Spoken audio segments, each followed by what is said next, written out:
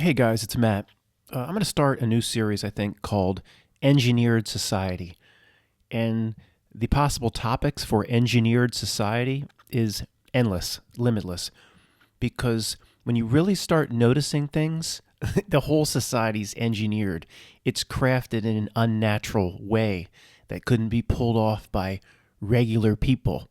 Even these minion jerks, they're just tools or cogs. It's so unnatural.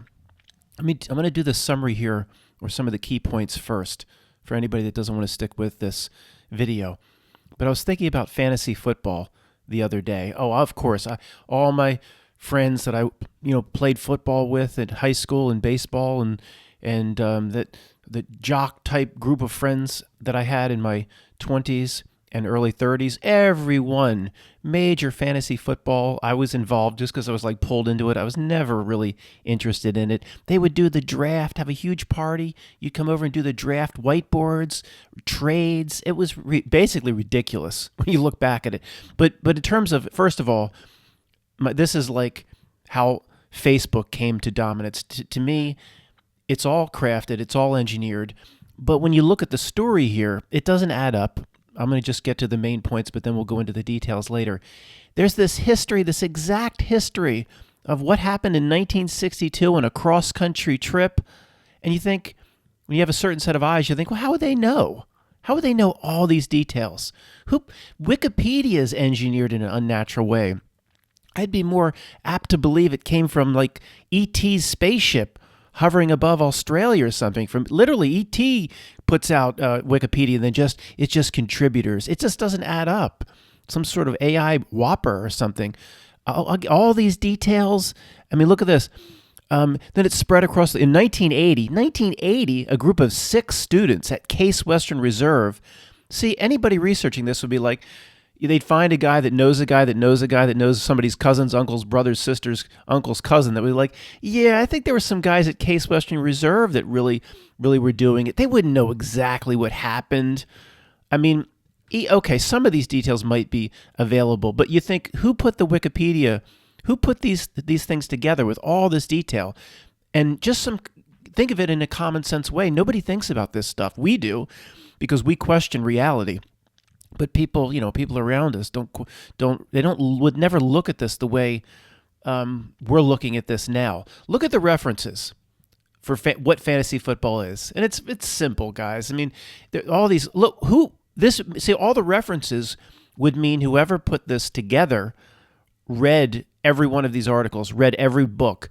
Fantasy Football 101, National Football League, The History of Fantasy Football by Eddie Brown, July 28th, 2014. So the person that did this entry, see, this almost proves it's like some kind of bot. The person that just read every single thing about fantasy football.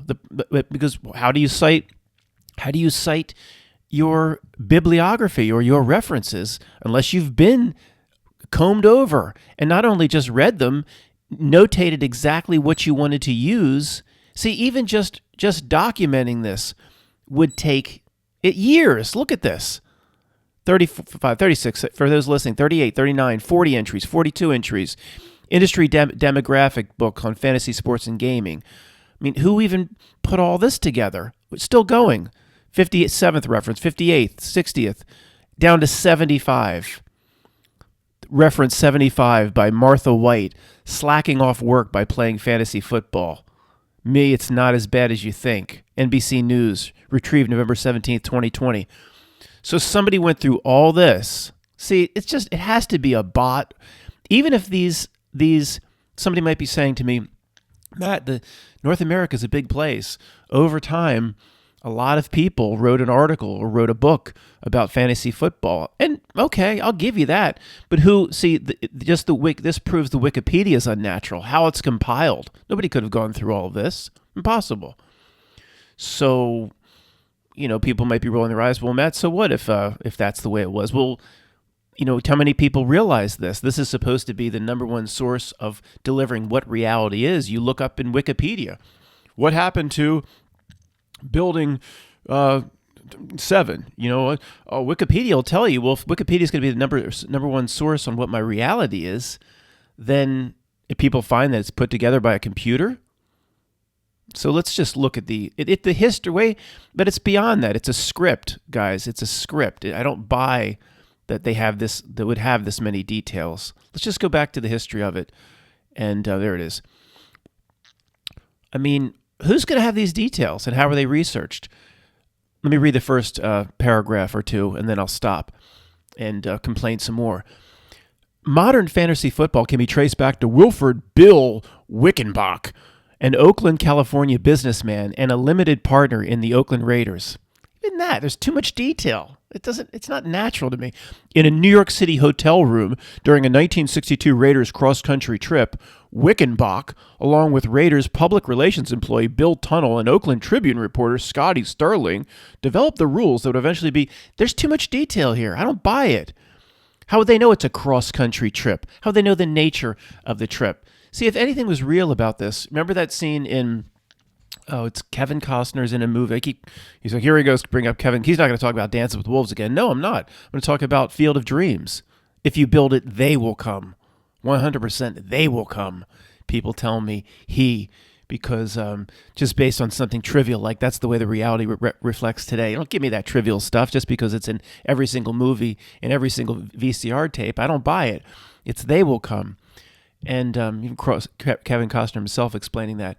Remember, he went off with James Earl Jones, who was played Terrence Mann, and they were trying to investigate who Doc Brown was, and they got to his hometown, and he had died 10 years or 15 years before. Kevin Costner had some mystical dream experience where he went back in time, walked under the Godfather sign. And then they were just trying to find out about him. So they were hanging out in bars, and some of the guys, and they were in their 80s. And they're like, yeah, I remember Doc Brown and these guys. They were just getting little samples from these guys in their 80s about, he used to collect hats for his wife, Ophelia, blah, blah, or Alicia. Yeah, Alicia's going to think I got a girl. They got little tidbits of information, very vague. So that's the way this would be. If anybody was looking into this naturally, that's the way this would be. Somebody would spend weeks going across the country in an old VW bus with James Earl Jones, and they would be like, find one guy in a bar and be like, yeah, I think after they go to the Lagunitas brew tour in California, be like, yeah, there's a guy locally here, like back in the 60s, I heard. It was that Bill Wickenbach. Like there's some story about him and other guys that worked with the Raiders that they were doing a fantasy football, and they kind of came up with it like in New York City or something. That's all they would get is vague. They wouldn't know. I mean, in New York City, in a New York City hotel room during a 1962 Raiders cross-country trip, why not? Why doesn't there another sentence here telling me what they ordered in room service? Bill ordered the filet mignon rare. I guess it's rare anyway, but you know what I mean. I mean, why don't they tell me every detail of what happened at that hotel room amongst three men? Not that there's anything wrong with that.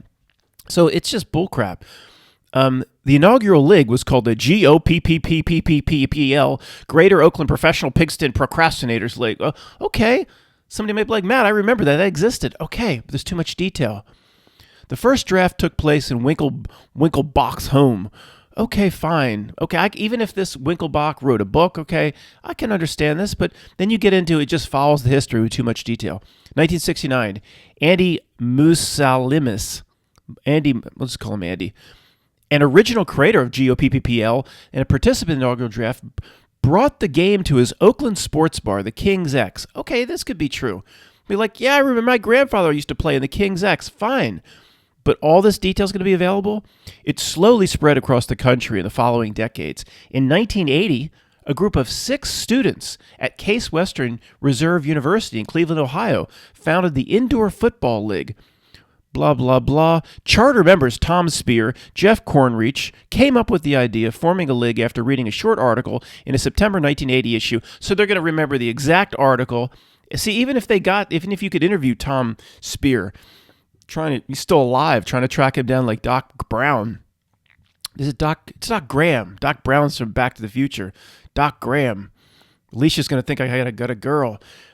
He wouldn't be like, yeah, let me tell you, it was this 1980 issue. He'd be like, even the guy himself that did it would be like, well, I remember there was this Inside Sports magazine that presented something, and we just ran with it. Wouldn't know the September 1980 issue. The guy himself that read it originally wouldn't remember that. See how unnatural this is? It has all of IFL's original members: Tom Spear, Jeff Cornridge, Doug Lowe, Jack Meoff, Mo Bedar, Bill Kovach, Jim Popino, Dave Peter. Oh, sure. They know every single person. Liz Greenberg. Come on, man. Give me a break. In 1983, the first East Coast rotisserie sports fantasy league was formed at the Marxist School, Georgia. No, it's Marist School, Georgia, in Atlanta. Thanks for telling me in Atlanta. I'd never know. Well, it could be the old Eastern Bloc country, Georgia. I take that back. By 7 high school students.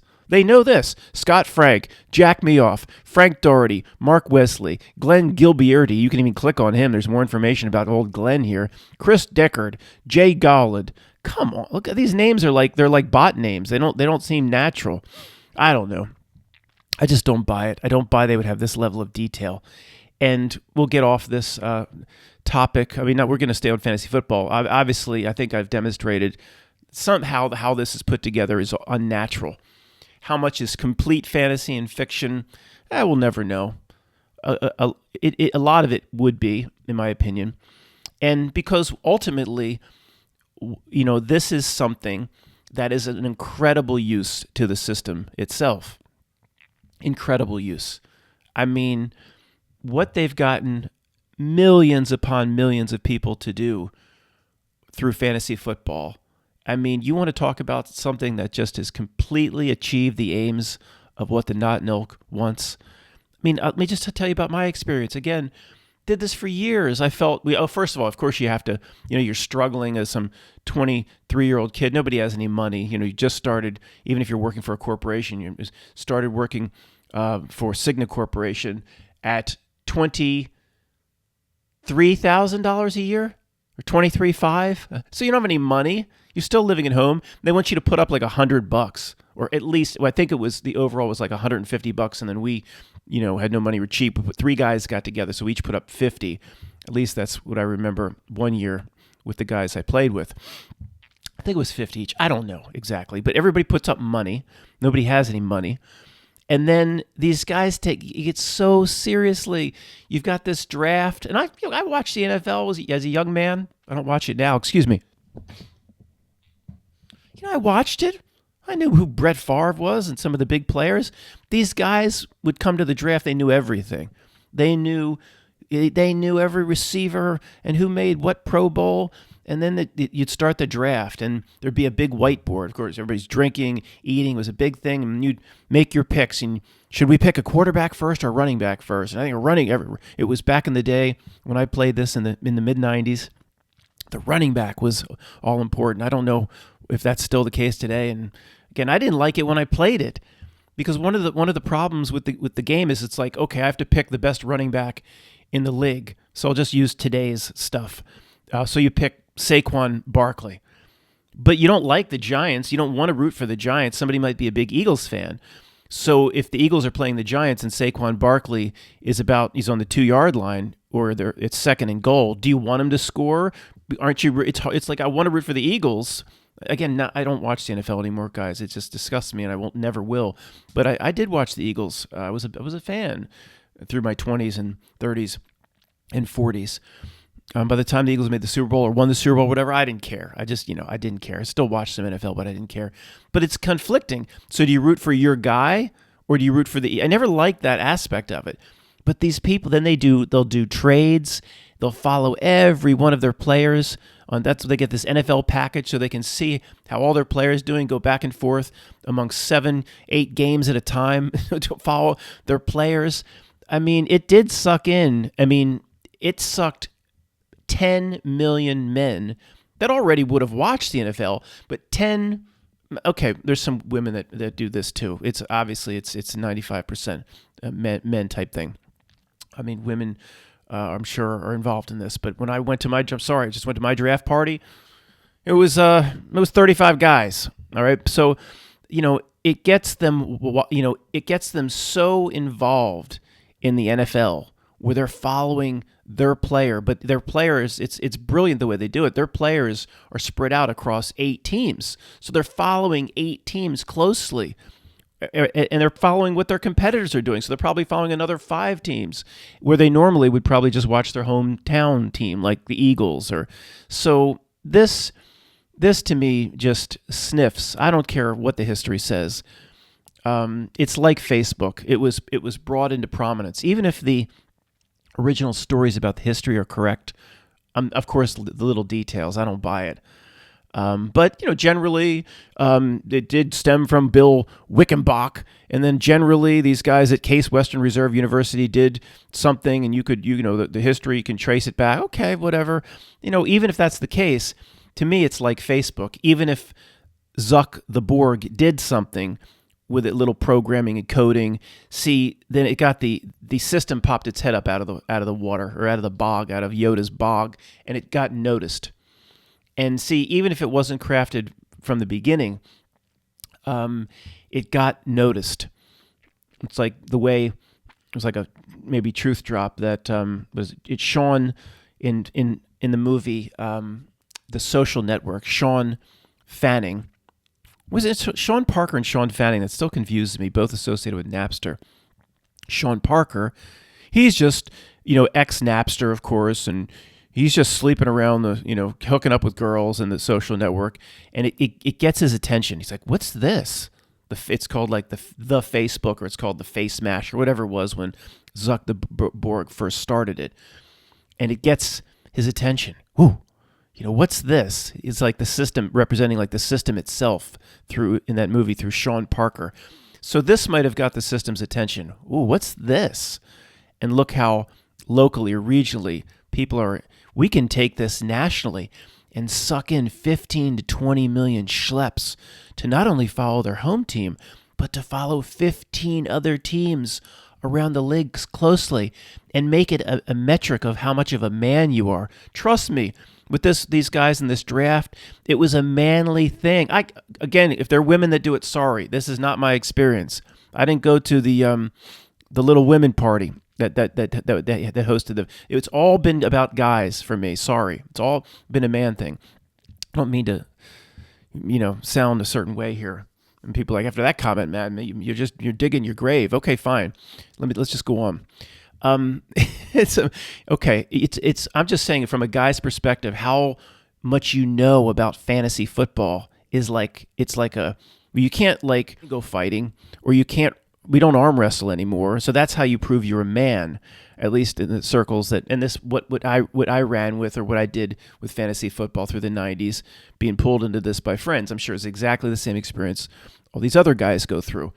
That it's like, oh, I know what receiver did this, and I know what running back did this, and I know what trades I want to make, and it's all because there's how about the society. You can't prove manliness, or people are like, well, why should you have to prove manliness? Well, it is like a natural thing for 20-some-year-old guys. Okay, it's just these are instincts that are in us, and they're relatively natural. So the traditional ways of doing it, the society crushes. So you have to do it in perverted ways, or bastardized or adulterated ways, like you're going to show how much of a man you are by knowing every statistic about every single running back and wide receiver in the NFL. And honestly, hey, this is fun for a lot of people, of course, and even people listening to this, I'm sure, probably still do a little bit of this. And you keep treat it as fun. It can be fun. But the people that spend, they've got their little sports books, and they're just combing over statistics, and that's going to prove their manlyhood, that's pretty pathetic. That's pretty pathetic. So, guys, in summary, the most important thing is really about Wikipedia. Who writes this? Who could possibly who possibly read through all these references? Nobody did. It's impossible. Is a bot putting this together? I mean, look at the references, endless. It would take years just to comb through the references. You never find, well, who wrote? Do you ever get a name as to who's the contributor? So what if Matt tried to be a contributor for Wikipedia? Would they just be like, "Oh, here you go, Matt. Just fill out these applications, and you're going to write about. You can contribute as to what you're an expert at." Yeah, they'd love me. But it's like, who does this? We just don't we get the notion that it's just contributors putting together these Wikipedia? Who are they? Have you ever met one of them?